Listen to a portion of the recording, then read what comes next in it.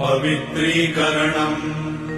ॐ अपवित्रः पवित्रो वा सर्वावस्थाम् गतोऽपि वा यः स्मरेत् पुण्डरीकाक्षम् स बाह्याभ्यन्तरः शुचिः। आचमनम्। ॐ अमृतोपस्तरणमसि स्वाहा। ॐ अमृताभिधानमसि स्वाहा।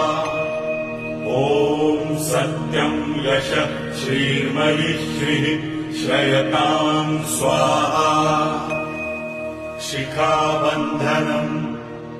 ॐ चिद्रूपिणि महामायै दिव्यतेजः समन्विते इष्टदेवी शिखा मध्ये तेजो वृद्धिम् कुरुष्व मे।